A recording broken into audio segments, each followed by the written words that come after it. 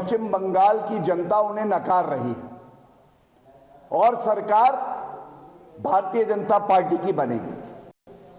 ममता बनर्जी की पूरी राजनीति सांप्रदायिक और घुसपैठियों के वोट पे आधारित है। यह कहना गलत नहीं होगा कि जब हमने तमाम चैनल पर खबर देखी कि घुसपैठिए वापस अपने देश की तरफ लौट रहे हैं, तब भारतीय खुश थे। लेकिन ममता बनर्जी आंखों में नमी लिए दुख, चिंतित और बड़ी व्यथित दिखाई दी। और यह ऐसा इसलिए है क्योंकि ममता बनर्जी सोच रही है, मैंने तुम्हें पाला पोसा, झूठे प्रमाण पत्र दिए कि समय आएगा तो ये घुसपैठिए मेरे लिए वोट करेंगे, लेकिन अब जब चुनाव का समय है तो तुम जा रहे हो।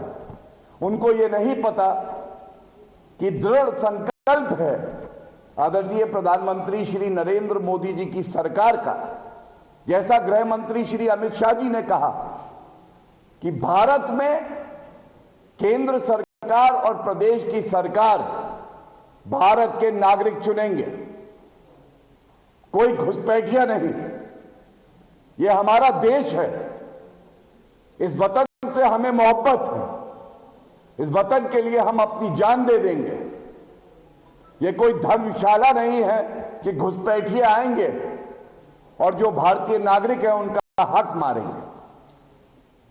इसी के साथ तुष्टीकरण की क्योंकि बात हो रही है, टीएमसी के नेता हैं हुमायूं कबीर। एक तरफ भारत के लिए गौरवशाली क्षण है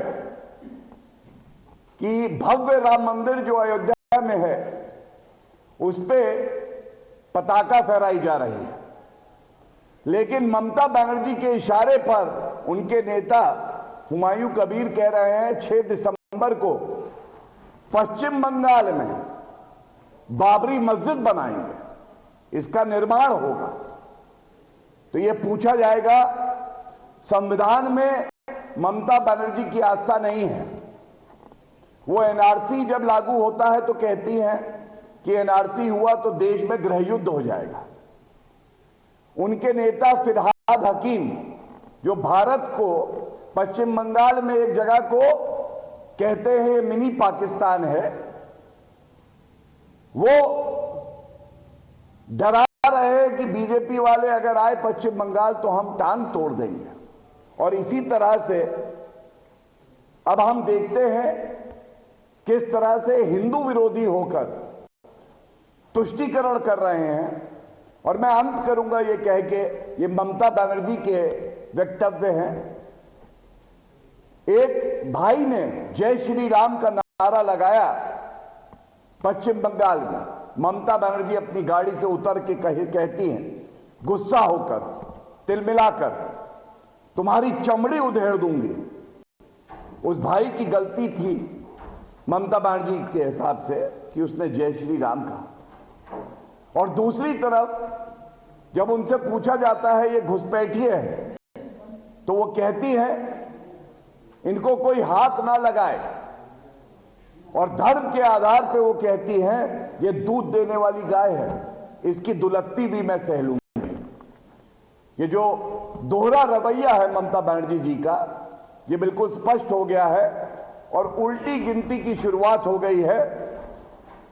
पश्चिम बंगाल की जनता ममता बनर्जी को सबक सिखाने वाली है। All right, we have a big breaking update coming in. BSF sources have told Times Now that in the last 1 week, starting from Monday, BSF South Bengal Frontier has sent as many as 1,720 Bangladeshi nationals residing in parts of West Bengal. All of these people handed over to the border guards Bangladesh from the Indian side. Hakimpur checkpoint is in fact the location.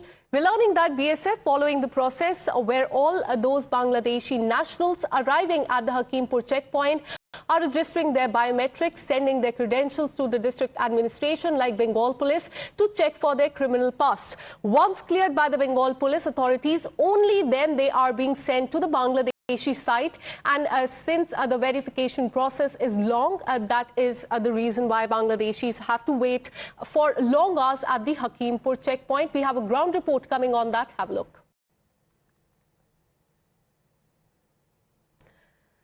But before we get you that ground report, let's tell you what BSF sources have told Times Now, that in the last 1 week, as many as 1,720 Bangladeshi nationals which are residing in different parts of West Bengal, they have been sent back to Bangladesh. Here's a ground report. Ever since the SIR has begun in West Bengal, we've seen hundreds and thousands of Bangladeshi nationals residing and working since many years in parts of West Bengal are now in fact packing their bags and trying to go back to Bangladesh. At the India-Bangladesh international border in Hakimpur checkpost in North 24 Parganas district, we've seen since Monday several hundreds of Bangladeshi nationals with their entire family trying to go back to Bangladesh. BSF sources now tell us that close to 1,720 Bangladeshi nationals have now in fact been sent back to Bangladesh and has been handed over to the border guards Bangladesh. Remember, since Monday we've seen the build-up around the Hakimpur checkpost where hundreds of Bangladeshi nationals who were residing in parts of West Bengal illegally were assembling there, trying to go back to Bangladesh. BSF now in fact has started registering their biometric and also send their details to the district administration, and only after they receive a clearance from the West Bengal police and once it is verified that they have no criminal antecedents, they are being sent back to Bangladesh. BSF sources tell us that there are some people still near the checkpost, and this figure is only likely to rise as the SIR progresses in the West Bengal. More and more Bangladeshi nationals residing illegally in West Bengal are now trying to go back. But what in fact is now being told to us from the BSF sources, that in just a matter of 1 week since Monday, 1,720 Bangladeshi nationals have been handed over to the border guards Bangladesh and sent to the Bangladeshi side. In Kolkata with video journalist Kaushik De, this is Pooja Mehta for Times Now. We have another breaking update coming in from West